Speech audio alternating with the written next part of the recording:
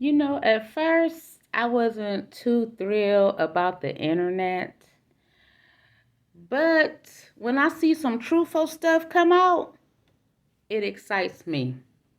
It excites me because I wonder why we don't have these discussions more often.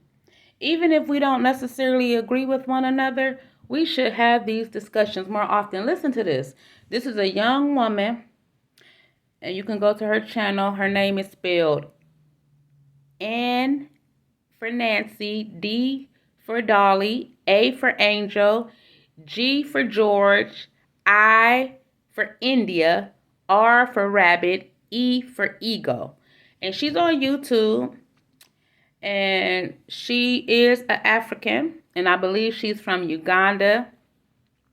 And she is such a sweet person, and you should really support her channel.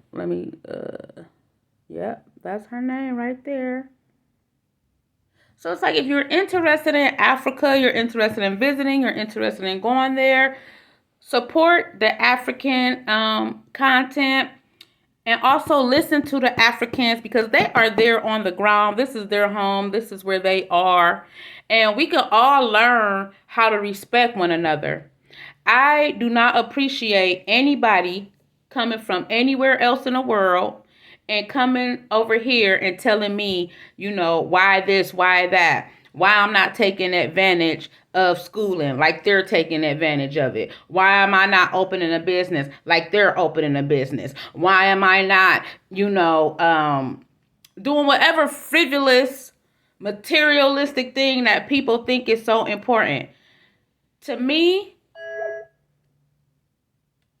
those things were important once upon a time. And I think with age, you start to realize certain things just not that important, right? So let's listen to her.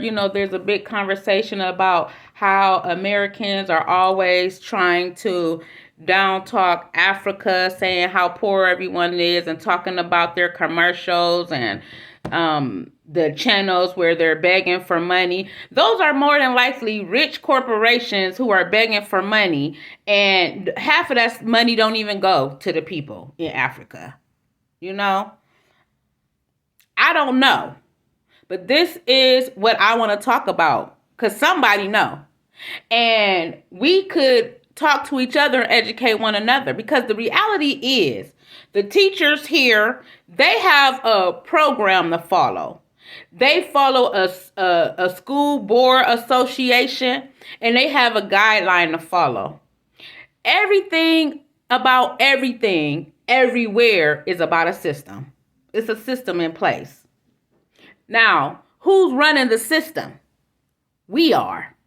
We are running the system, which means we are operating a system. So when they come out with these new phones and we all go to the store and we purchase it, we are running the system. When they go up on these house prices and we go and get these houses, knowing we can't afford them at that price, we are running the system. Because who getting played? We are. When I leave my neck of the woods and I see how close knit the houses are, and then I go out to, let's say, Fairlawn or Medina, their houses is 3 times as big as the ones in Akron. It's cleaner. Let's scale it back some. Even when we have snow on the ground, snow barely get picked up in the city of Akron, but you go to Fairlawn, there's no snow on the ground. Absolutely none when it snows. So what kind of ice do they have? What kind of ice truck are they using? I would like to know. I would like to know. I would like to know. Because we keep talking about the differences and we keep seeing the differences, but yet those who we talk to act like it's not even real. It's not even in existence. And it is. It is. Now, you could call it whatever you want to call it. Because people everywhere is going through it. And where I live, it's a multicultural, multiracial apartment complex. And when I talk to my friends in Africa, we always compare. When I talk to my friends in Bangladesh, when I talk to my friends in India, when I talk to my friends around the world, we compare what's going on in their neck of the woods and in my neck of the woods and what's the difference in the neck of the woods. We don't down talk each other. We even believe in different gods. They call their God one thing, I call my God another thing. But we don't say that's not what we call our God. No, we respect each other. We give each other grace. And we don't, whoever you believe in them, right? So why is it my job to tell you no, that what you believe in is not right? Anyway, let me get back to this because I could go on and on. Welcome to the YouTube channel. It's Ndagire. In today's video, oh my God, this is something that I always tell you about. And let's first watch the video and let's talk about it. I am a Black American and I absolutely love to travel to the continent of Africa. It's my favorite continent in the whole wide world. But one of my biggest fears is that the more Black Americans come to this continent, they will not handle it with grace and with care. So, for example, I am in Ghana right now and I'm getting messages and people are sending me texts of people who had a bad experience at a festival, or like all two people who got their phone stolen, and people are like, oh my God, I'm afraid, I can't come, they don't have their stuff together, this, that. And I'm like, that is their experience. It's not my job to negate or validate somebody's personal experience. That is what happened to them. But I just wish more Black Americans handled the systems that they think need to be in place with more care, understanding the historical context for why those conditions actually exist. And also understand that negative news about the continent literally drives people's internalized fear that Africa is inherently bad, and it literally feeds stereotypes. I'm not telling people how they should feel. I'm just saying that as Black Americans, with all your Western ideology and our privilege and our internalized challenges with the continent already, let's make sure we handle it with more care and more grace. So every time... Now, I love that. She asked that we handle it, when we talking about the continent, with more care and more grace. Scripture tells us what? Treat others the way you want to be treated, right? But yet it's still so hard for people to treat, and maybe the people who don't know how to treat others just don't know how to be treated themselves either. They don't expect respect. They don't expect love. They don't expect courtesy. I mean, today I held the door open for a big, grown, healthy, gigantic man. Did he say thank you? No. He said, I got it. I got it. You're welcome. You're welcome. Yeah. Because I don't like disrespect. But you have to pick and choose your wars and your battles. And that's not one of them that I'm going to pick. Okay? It's not even worth it. But we have to handle each other with grace and care.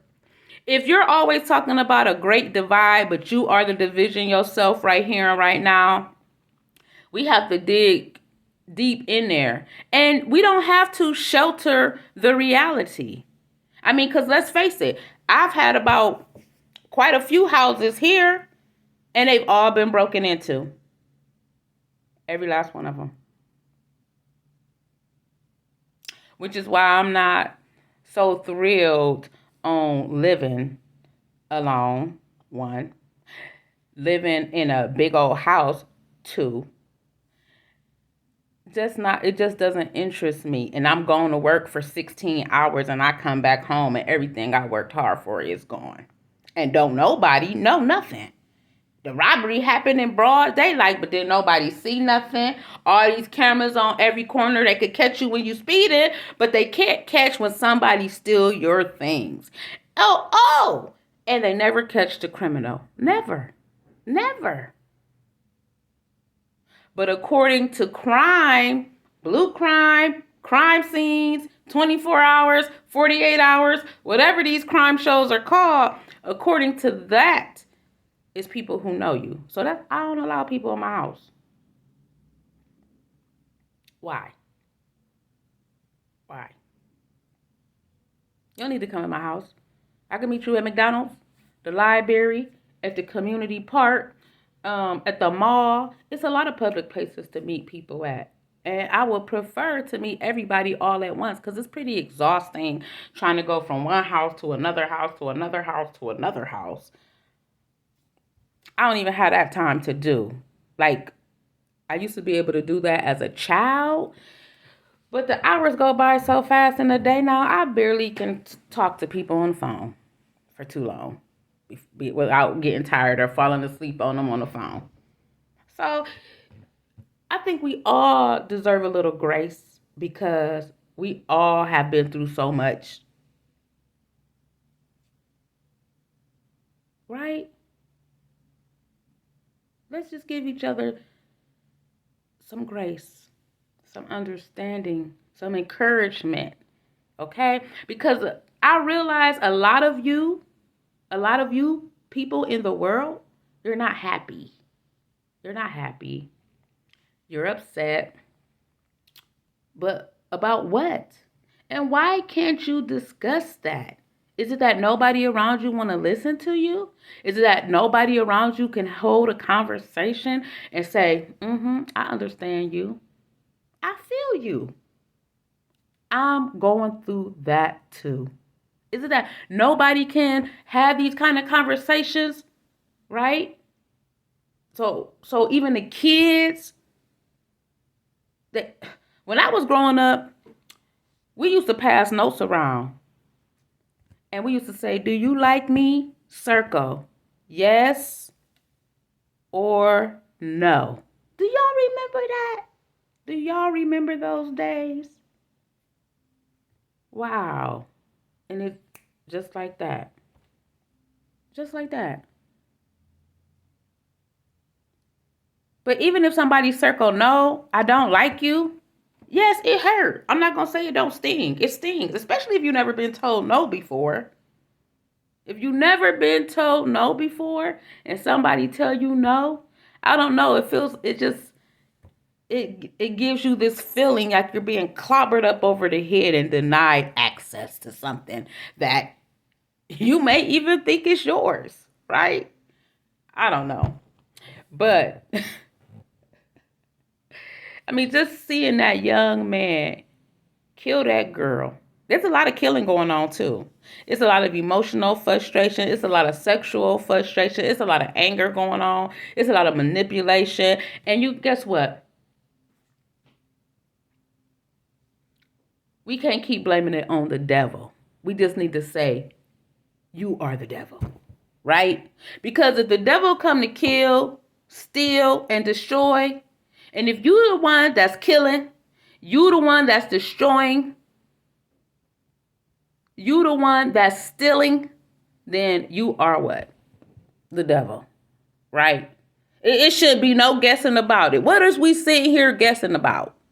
What exactly are we guessing about?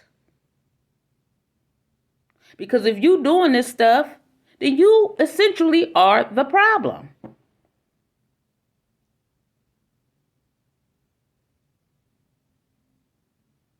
Can we try not to be the problem, but the solution? Can we try to show up and be better people? And that takes a lot of work because you may think the way you was raised was right, and it may be totally going against you. For instance, I grew up in a lot of different environments, right? So everybody's personality is different. The way they run their home is different. Their marriage life is different. The way they raise their kids is different. The food they cook is different. The music they listen to is different. The way they play games is different. The way they play mind games is different. The way they treat men, women, children, elderly, disabled, different. But all those groups that I mentioned have experienced some type of discrimination, some form of holdback, some form of denial, some form of trickery. And you don't have to be from a specific place to experience that. We know that happens here in the United States. It happens in Canada. It happens in Europe. It happens in Africa. It happened in Cuba. It's happening in Ecuador. It's happening in Brazil. It's happening in Bali. It's happening in Hawaii. It's happening everywhere. Everywhere. Do you not see that when trauma is happening in one part of the world, it's happening in this part of the world too? There is not one part of the world that is not touched when another part is being touched by the same situation. This is why I don't understand why, as human beings, we don't just, scripture says, turn away from your sins and pray. Right now, everything seems to be, it just left me. But I want to say Gomorrah, Solomon and Gomorrah. That's what I was trying to say. Everything seems to be Sodom and Gomorrah right now. When the angels came and got Lot and told Lot he had to leave because it's about to be sulfur or fire falling on the city and you got to go. But Lot's wife turned around and she turned into a pillar of salt. Do you not see the signs? Because I see them. Do you see them? Do you see them? Maybe y'all don't want to see the signs. Maybe y'all don't want to see what's really going on. Maybe you really don't want to acknowledge your feelings. Maybe you really don't want to see that your neighbor is hurting. Maybe you really don't want to see that you hurting. Maybe you really don't want to see these things because you think if you don't see it, then it's not happening. No, quite the opposite. You see it, you feel it, and it's happening. It's real. Oh, baby, yes, it's real. We need to get real. Because you know what? You cannot deal with reality until you get real with yourself and with the people around you. And if they don't want to hear it, it might be time to walk away from them right now. This might be the time. But I'm not here to tell anybody what to do because I don't want to seem like a hypocrite because I do what I got to do. And that's just that. That's just that. So, we have to show each other more grace, more understanding. And we got to stop tolerating the nonsense because we see where that gets us. Where does that get us? We allow one person to go shoot up a school. Guess what? Somebody else get a bright idea to go do it. Then everybody doing it. And it's just a thing to do. Then when you tell the parents who complaining, oh, my child the school just got shut up. You say, stop sending them to the school. What do the parents say? Oh, but I'm going to go to jail if I stop sending them to school. Because that's our system laws. They can't protect the kids, but yet they also can't find the perpetrators, but yet they want you to send the kids to the school so they can get shot up. And just so they don't never shoot the criminals. They never shoot the criminals. Never shoot the criminals. That's what it seemed to me. Because every time a criminal do something, they seem to be walking around with a minimum amount of bail.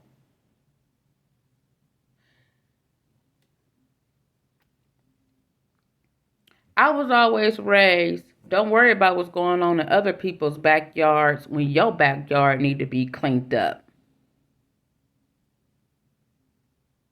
So all I'm saying is, if your backyard need to be cleaned up, don't be socializing about other people's yards because it takes work to maintain a beautiful garden. It ain't just going to work itself. You got to pull out the woods. You got to go and you got to take those tools and get those weeds out of the crack of your cements. All right? You got to lay down mulch. You got to put down some seeds, put down some hay. And even then, the birds come and eat it all up. So you got to go and do it again. And then you got to water it. And then when the Lord doesn't bless us with some rain for a season, you got to have enough water in your reserves to go and water your plants so that you can have some food, right? Everything you desire, I desire, take work. And if you don't want to work, you're not going to have nothing. That's just the reality. Nobody's responsible to give us nothing. So when the reserves is all out, then what you gonna do? It's a time to think about that right now. You have a blessed day. Stay positive. And until next time, to another video. Later.